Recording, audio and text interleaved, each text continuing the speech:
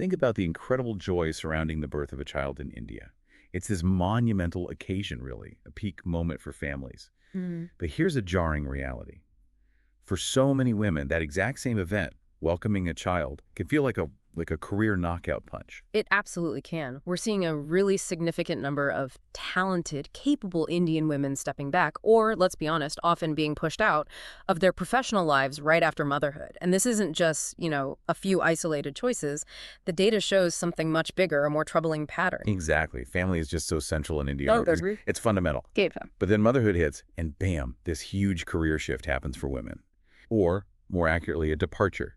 It really makes you ask, what is it about having a child that throws up such a massive professional wall? That's exactly what we're diving into today. We've been looking at various studies, reports, personal accounts, trying to really get a handle on the scale of this and, the many reasons behind it.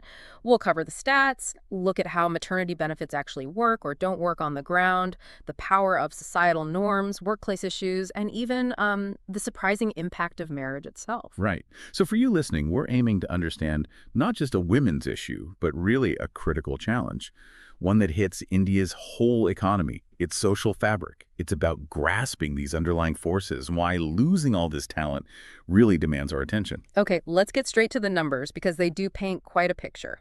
Back in 2013, a World Bank study found something pretty stark. Only 27% of Indian women over 15 were actually participating in the workforce. 27%, that's incredibly low. It really is, especially when you compare it to other major emerging economies, the BRICS nations. China, for instance, was at 64%. Wow. 64 versus 27, that's not just a gap, that's a chasm. A huge difference, yeah.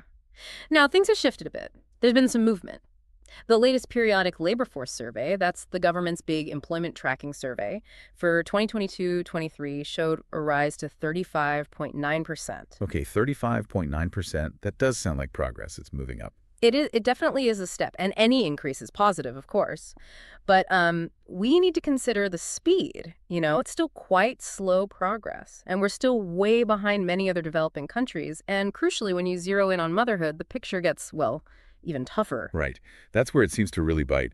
I remember seeing a 2018 study, GenPact, I think, had some startling figures. That's the one. It found that an incredible 50%, half of Indian women leave their jobs around age 30. And the main reason? Childcare.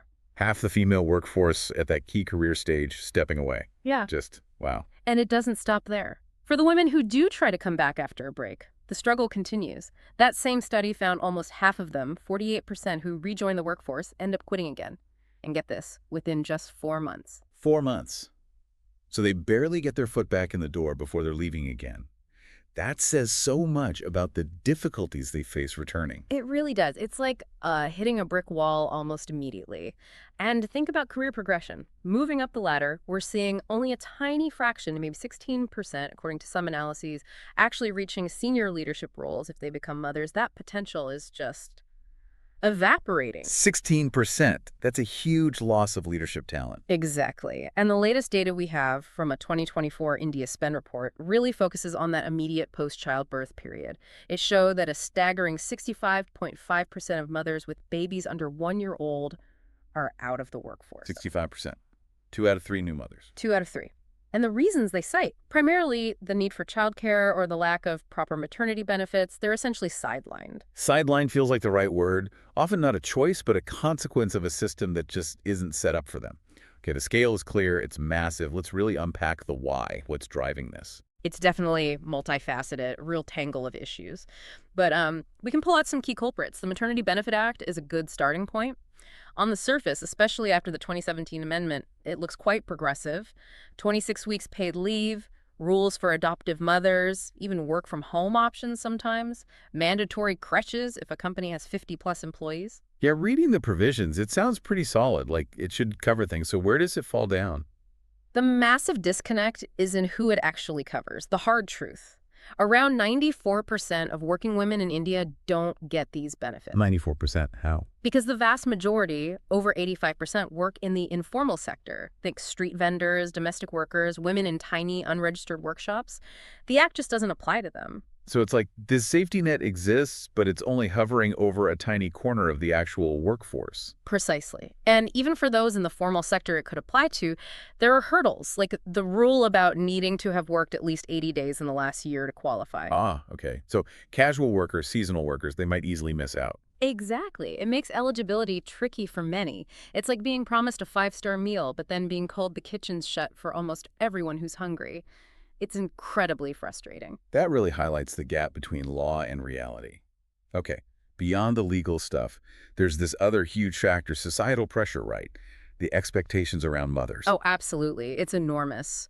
While things are changing in India, there are still incredibly strong traditional views about gender roles, especially when a woman becomes a mother. There's this pervasive belief, that a mother's primary place is at home, looking after the kids, managing the household. And we're not just talking about vague feelings, there's data on this too. There is. The World Values Survey between 2017 and 2022 found that nearly 72%, 71.9% to be exact, of Indians believe preschool children suffer if their mother works. 72%, that's Yeah. overwhelming. It must create so much internal conflict, so much guilt for working mothers. It does. You could almost call it a societal guilt grenade that's constantly being lobbed their way. And this plays out in real life, in people's careers. We came across some specific stories. We did. Take Swagatika Das. She was a college teacher in Delhi. After her maternity leave, which was apparently hard enough to get approved, the principal basically told her she couldn't come back. The advice, just stay home and raise her boy. It wasn't a negotiation. It was presented as the obvious, expected path. Wow, just like that. Yeah. And her story, sadly, isn't unique. It really reflects this wider attitude that often penalizes women for even trying to juggle motherhood and a career. It's that impossible bind again, feeling judged, whatever you do. So, okay, societal pressure is huge. What about the workplace itself? Assuming a woman gets past the leave issues and the societal judgment, what happens when she actually goes back? The return can be another minefield. Many women report coming back to find, well, things have changed. Their desk might be gone, their project's given away, maybe a subtle or not so subtle sense that they're now less committed, less serious about their job because they're a mother. Is there data showing this impact in professional fields? Yes, there is. That NASCOM study from 2011 focused on the tech industry was quite revealing. It found that while women made up 51% of new hires, so coming in strong. Right, almost parity at entry level. Exactly. But their overall representation in the tech workforce dropped to just 34%. That big drop strongly suggests that workplace culture, the lack of support, and the difficulty balancing things are pushing women out later on. And those mandatory creches we mentioned earlier for companies over 50 employees, are they actually common and useful? Well, the law exists, but the reality on the ground, it often lags behind. Many companies either don't have them, or they're poorly located, or the quality isn't great, and genuine flexible working. Things like proper remote options, real part-time roles, flexible hours without being penalized career-wise, still quite rare or seen as taking a step back. There's still this underlying assumption that being a mother means you're less capable professionally. It sounds like some companies almost see maternity leave and benefits as a cost, a burden, rather than investing in keeping experienced staff. And that thinking has been documented. A 2018 TeamLease study actually found some companies in sectors like IT, aviation, e-commerce were hesitant to hire women of childbearing age precisely because of the perceived cost of maternity leave. That seems incredibly short-sighted. Surely losing trained, experienced people costs far more. You'd think so. It's a classic case of missing the forest for the trees, focusing on a short-term expense while ignoring the much bigger long-term cost of losing talent. But it's not just about motherhood, is it? There's another layer here. Right, something that often gets overlooked. Exactly. A recent World Bank report, just from 2024, highlighted something they called the marriage penalty. And in India, it seems to be a really significant factor. The marriage penalty. So, getting married itself, even before kids arrive, how does that affect women's careers? The numbers are pretty startling. The report found that within 5 years of getting married, women's employment rates dropped dramatically, down to just 12%. That's only about a third of what it was before they got married. 12%. Just from getting married, even without children yet. That's huge. It really is. And contrast that with men. The same report found men's employment actually goes up by about 13% after marriage. So marriage boosts men's careers, but puts the brakes on women's. What's going on there? It largely seems to boil down to those traditional gender roles again. Societal expectations kick in hard after marriage. Women are generally expected to take on way more of the household chores, the domestic responsibilities, whether they have a job or not. It's like you sign up for a career marathon, but the moment you cross the marriage threshold, someone hands you a vacuum cleaner and a massive to-do list for the house. That's a really powerful and depressing analogy. And these aren't just abstract statistics, are they? These are real women facing these impossible situations every day. We heard some personal stories. Yes, and they really bring the data to life. Think about Anjali in Delhi working a corporate job. After her maternity leave, her boss basically said, come back full-time, same demanding schedule, or resign. That was it. No flexibility offered. With a newborn at home, she felt utterly trapped and had to quit. Her question just stays with you. Why should I have to choose between my daughter and my career? It's the absolute crux of the problem, isn't it? That forced choice. And then you have women in the informal sector, like Reena Sharma in Gujarat. Worked in a factory, got pregnant, there was no leave, no support, she was just replaced, gone. Now she sells vegetables, earning much less. And her story isn't some rare tragedy, it's the reality for millions. These aren't exceptions, they're the norm for so many. Hearing those stories really underscores the human cost. But this isn't just about individuals, right? There are bigger economic ripples for the whole country. Oh, absolutely. This goes way beyond fairness or equality. Those are crucial. It has major implications for India's entire economy. A McKinsey study back in 2015 estimated that if India achieved better gender parity in the workforce, our GDP could jump by anywhere from 16% to potentially 60% by 2025. 16 to 60% increase in GDP. That's astronomical. Yeah. We're leaving that potential on the table. We absolutely are. By sidelining so many women, we're wasting incredible talent, stifling innovation, and basically shooting ourselves in the foot economically on the world stage. Plus, that 2024 World Bank report also pointed out that women in South Asia earn only about 58 cents for every dollar a man earns. And a big reason for that gap, being pushed into lower-paying jobs or unpaid work after marriage and motherhood, it just locks in inequality and reduces women's financial freedom. It's a cycle. Less economic power, fewer choices, reinforcing the problem. Yeah. How does India stack up globally on this? Are other countries struggling with the same things? Well, many countries face challenges supporting working mothers, definitely.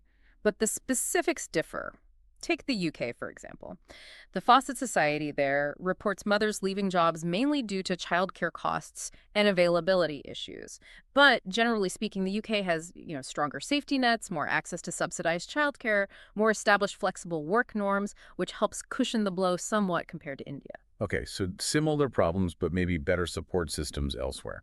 What about countries doing things differently? Sweden is often cited. They have a really interesting shared parental leave system. It strongly encourages both parents, fathers included, to take substantial time off. That helps normalize shared responsibility right from the start. Compare that to India's paternity leave, 15 days for government staff, and pretty rare in the private sector. Yeah, a huge difference in approach. And remember, China's workforce participation rate, 64% for women compared to our 35.9%. A lot of that difference is attributed to better childcare infrastructure and maybe less rigid gender norms around work after motherhood in China. Okay, so there are definitely lessons we could learn. Looking forward then, what are the concrete steps? What can actually be done to tackle this motherhood penalty and help women stay and succeed? There are several key areas, I think. First, that Maternity Benefit Act needs fixing. It has to reach the informal sector where most women work. Maybe public-private partnerships for creches in areas with lots of informal work. Scrapping that restrictive 80-day rule for casual workers seems essential too. And properly enforcing the creche rule for bigger companies, that's gotta happen. Right, make the law actually work for the majority. What's next? Paternity leave. It needs a major boost, both in policy and culture. Mandating longer leave look at companies like IKEA offering 6 months sends a huge signal. It says childcare is everyone's job, helps fathers bond, and takes some pressure off mothers returning to work. Totally agree. Shifts the default assumption. What else? Flexible work needs to be real, not just, lip service. Actual remote options, proper part-time roles that don't kill your career, genuinely flexible hours. Companies like Google India, Microsoft India show it can be done well. We have to ditch this backward idea that being a mother makes you less committed or competent. It's just wrong. So building workplaces that adapt to life rather than forcing life to fit rigid work structures makes sense. And childcare itself. That's the fourth big one. Childcare needs to be seen as essential infrastructure, like roads or power. The government has allocated funds for women's workforce initiatives, which is good, but we need action now. Subsidized, good quality crèches, community daycare options, maybe tax breaks for working parents. If we can build highways, we can surely build nurseries. It's about priorities. Viewing childcare as a public good, an economic enabler. Okay? And finally, those deep-seated attitudes, the societal norms. That's the toughest nut to crack, maybe, but also the most crucial in the long run. We need to actively change the narrative. Media campaigns celebrating working moms, changing school curriculums to promote equality from day one, community programs challenging old stereotypes about who does what at home. We need to stop the subtle and not so subtle shaming and start truly valuing women's contributions everywhere. It really is about changing hearts and minds, isn't it? Recognizing that shared responsibility benefits everyone. Exactly. Because this motherhood penalty, it's not just a personal tragedy for millions of women. It's a national problem. It's draining talent, holding back innovation, and costing our economy dearly. And fundamentally, it's just unfair, forcing women into this impossible choice between their career ambitions and the profound experience of being a mother. So as we wrap up this deep dive, maybe the thought to leave you with is this. Next time you hear someone say a woman chose to leave her job after having a baby, pause for a second. Ask yourself, was it really a free choice? Or did the system, the lack of support, the societal pressure, actually make that choice for her? We need to fix the system, not just for women, but for everyone, for India's future.